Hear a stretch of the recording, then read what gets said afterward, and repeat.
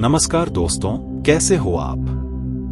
हमारी इस YouTube channel the real experiences में आप सबका स्वागत है। मैं हूं आपका दोस्त विशाल राडिया। हमारे इस चैनल पर आप सुनेंगे हनुमान जी से संबंधित सच्ची और चमत्कारी घटनाएं। यदि आप भी अपना हनुमान जी से जुड़ा अनुभव या वास्तविक घटना शेयर करना चाहते हो तो हमारा ईमेल आईडी स्क्रीन पर है। आप हमें अपना अनुभव भेज सकते हो, हम उसे शेयर करेंगे। तो चलिए आरंभ करते हैं आज की वास्तविक घटना, साक्षात अनुभव। दोस्तों, कहते हैं इस धरती पर सिर्फ वही नहीं रहते जिन्हें हम अपनी आंखों से देख सकते हैं। कुछ और भी हैं जो दिखते नहीं लेकिन मौजूद रहते हैं। वे छिपे रहते हैं परछाइयों में, सुनसान जगहों पर, टूटी फूटी हवेलियों में, या फिर उन वीरान रास्तों पर जहां सूरज ढलते ही सन्नाटा छा जाता है। कहते हैं कि कुछ जगहें ऐसी होती हैं जहां जैसे ही अंधेरा गिरता है, इंसानों की दुनिया वहां से गायब हो जाती है और अदृश्य शक्तियों का साम्राज्य शुरू हो जाता है। हवा भारी हो जाती है, कदम अपने आप धीमे पड़ जाते हैं और दिल की धड़कनें बता देती हैं कि वहां कुछ ऐसा है जिसे हमारी आंखें देख नहीं सकती। आज मैं आपको एक ऐसी ही घटना सुनाने जा रहा हूं जो किसी कल्पना या किस्से की बात नहीं, बल्कि सच्चाई है। वह सच्चाई जिसमें मौत सामने खड़ी थी, आंखों में साया था डर का, और चार मासूम जिंदगियां बस कुछ ही पलों में खत्म हो सकती थी। चारों दोस्त हवेली के भीतर प्रवेश कर चुके हैं। दीवारें टूटी फूटी हैं, हर जगह मोटे मोटे जाले लटके हुए हैं। टूटे खंभों से चूने की सफेद परत झड़ रही है और हवा में सीलन की गंध भरी हुई है। कमरा ऐसा लगता है जैसे बरसों से कोई यहां आया ही न हो, लेकिन फिर भी एक अनजानी मौजूदगी हर तरफ महसूस हो रही है। अचानक उस सन्नाटे को चीरती हुई एक आवाज आती है, किसी औरत के धीरे धीरे रोने की।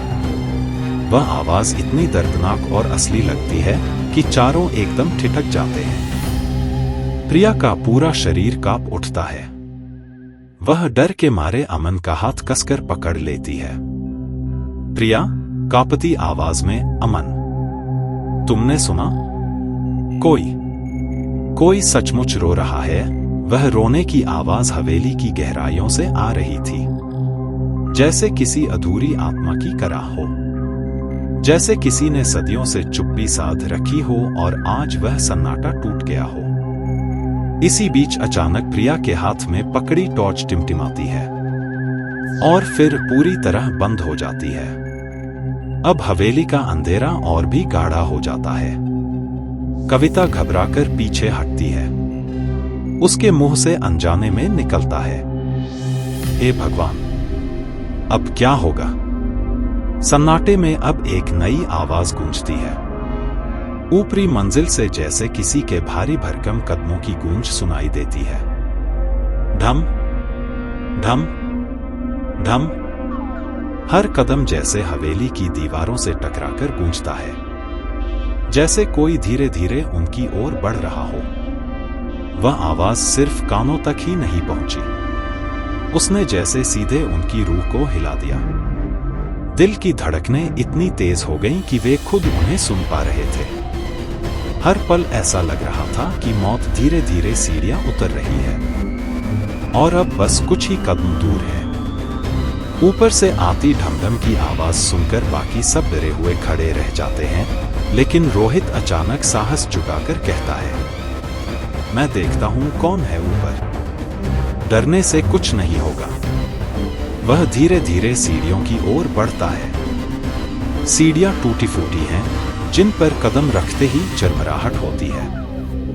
हर कदम के साथ सन्नाटा और भी गहरा हो रहा है। जैसे ही रोहित कुछ सीढ़ियां चढ़ता है, अचानक उसका चेहरा बदल जाता है। उसका गला कसने लगता है, जैसे किसी अदृश्य हाथ ने उसे जकड़ लिया हो। वह जोर से अपने गले पर हाथ मारता है, लेकिन पकड़ और कस जाती है। रोहित, घुटी टूटी आवाज में, बचाओ, अमन, कोई मेरा गला दबा रहा है, मैं सांस नहीं ले पा रहा। यह दृश्य देखते ही कविता और प्रिया के मुंह से एक साथ चीख निकलती है। उनकी आंखें चौड़ी हो जाती हैं और वे डर से पीछे हट जाती हैं। उनके हाथ कांप रहे हैं, जैसे अब शरीर पर से सारा खून उतर गया हो। अमन घबराकर आगे दौड़ता है और रोहित को पकड़ने की कोशिश करता है, लेकिन जैसे ही वह उसे छुड़ाने की कोशिश करता है, उसके अपने हाथों को भी ठंडी हवा का तेज झोंका लगता है। ऐसा लग रहा है जैसे किसी अदृश्य शक्ति ने सचमुच रोहित को जकड़ लिया हो। अब रोहित की आंखें उलटने लगती हैं। उसकी सांसें धीमी हो जाती हैं। उसके पैरों में कंपन शुरू हो जाता है और उसके गले से अजीब सी खरखराहट की आवाज आने लगती है। कमरे का तापमान अचानक गिर जाता है। दीवार पर टंगी टूटी खिड़की अपने आप जोर से धड़ाम से बंद हो जाती है। यह कोई सामान्य हमला नहीं था।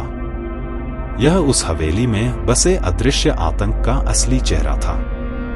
रोहित का दम घुट रहा था। उसकी आंखें उलट चुकी थी। अब मौत सिर्फ कुछ ही पल दूर थी। ऐसा लग रहा था जैसे हवेली की आत्मा अपने शिकार को पकड़ चुकी है और अब उसे कोई नहीं बचा सकता। अमन पूरे जोर से रोहित को खींचने की कोशिश करता है।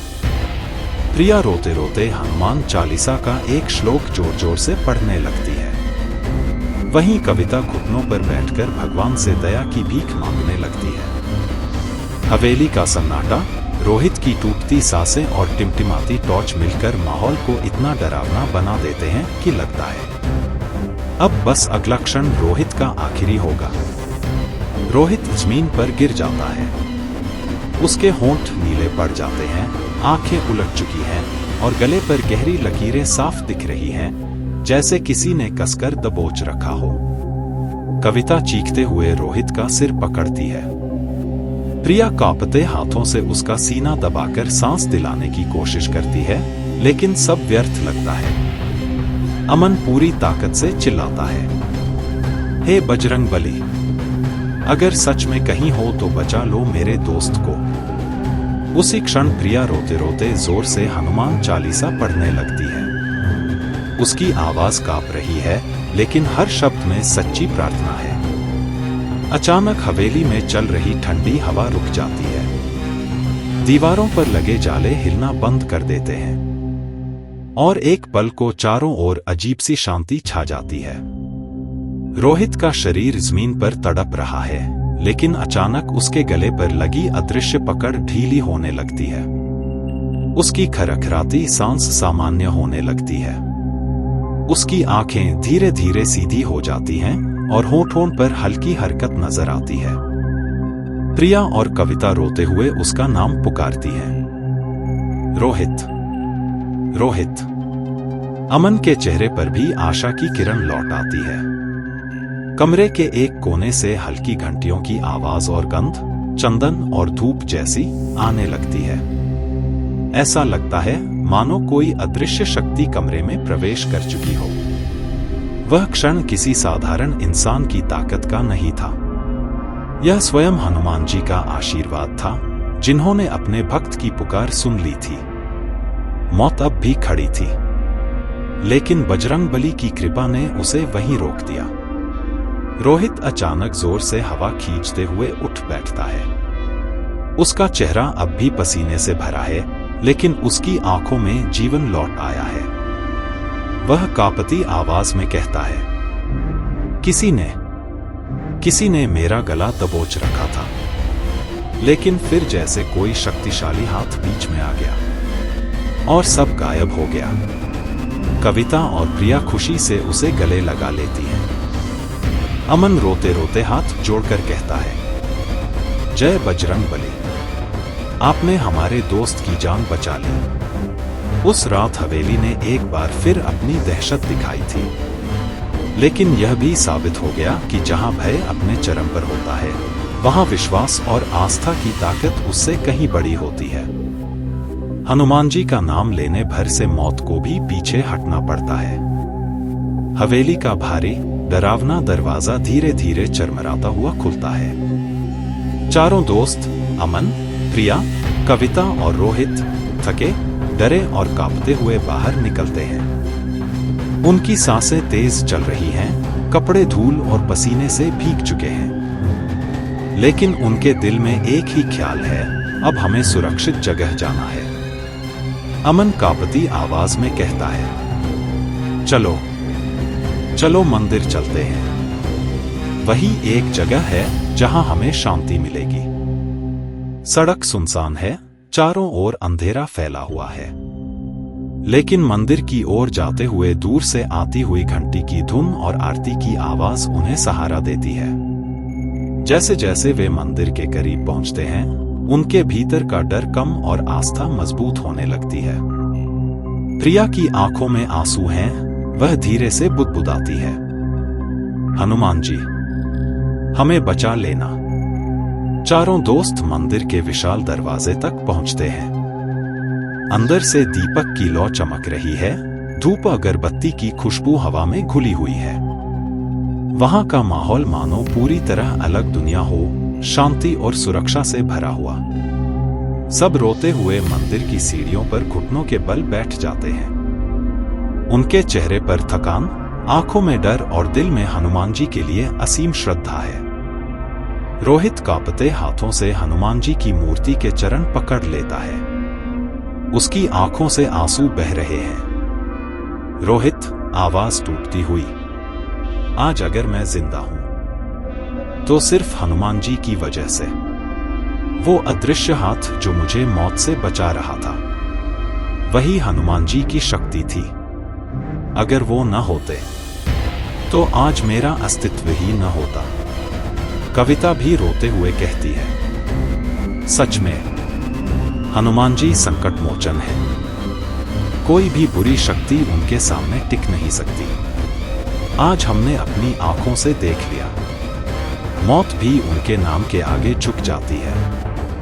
प्रिया हाथ जोड़कर प्रार्थना करती है, हे बजरंगबली, आपने हमें जीवनदान दिया है। अब से हर सांस में आपका नाम होगा। वह रात सिर्फ मौत से लड़ाई नहीं थी, वह आस्था और अविश्वास की टक्कर थी।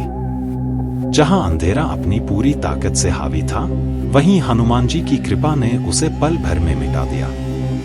और इस घटना ने साबित कर दिया कि जब इंसान सच्चे मन से पुकारता है तो बजरंगबली स्वयं उसकी रक्षा के लिए प्रकट होते हैं। दोस्तों, कभी कभी जिंदगी हमें ऐसी जगह पर खड़ा कर देती है जहां न कोई इंसान मदद कर पाता है, न कोई विज्ञान, न कोई तर्क। जहां सामने केवल अंधेरा होता है और चारों ओर से डर, निराशा और मौत का साया हमें घेर लेता है। लेकिन इस घटना ने हमें यह सिखाया कि चाहे अंधेरा कितना भी गहरा क्यों न हो, हनुमान जी के नाम का प्रकाश उस अंधकार को पल भर में मिटा देता है।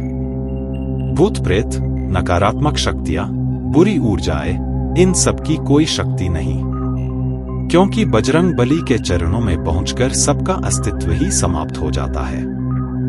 हनुमान जी केवल संकट मोचन ही नहीं है, वे विश्वास का स्तंभ हैं। वे उस शक्ति का नाम है जो हमें हर मुश्किल से पार लगाती है। जहां मानव की सीमा खत्म होती है, वहीं से हनुमान जी की कृपा शुरू होती है। याद रखिए दोस्तों, जब भी जीवन में कठिनाई आए, जब भी चारों ओर अंधेरा फैले, तो सच्चे मन से जय बजरंगबली पुकारना। आप देखेंगे कि कैसी भी विपत्ति क्यों न हो, हनुमान जी स्वयं आपके लिए ढाल बनकर खड़े हो जाएंगे। इस घटना ने साबित कर दिया कि संकट के समय धन, वैभव, बुद्धि या ताकत काम आ सकती है, लेकिन अंतिम सहारा, अंतिम रक्षक सिर्फ और सिर्फ संकट मोचन हनुमान है। उम्मीद करता हूं कि आपको यह वास्तविक घटना पसंद आई होगी। यदि आप भी अपना हनुमान जी से जुड़ा अनुभव या वास्तविक घटना शेयर करना चाहते हो तो हमारा ईमेल आईडी स्क्रीन पर है। आप हमें अपना अनुभव भेज सकते हो, हम उसे शेयर करेंगे। हम जल्दी ही रियल स्टोरी के साथ इसी चैनल द रियल एक्सपीरियंसेस पर फिर मिलेंगे। तब तक के लिए जय श्री राम, जय हनुमान।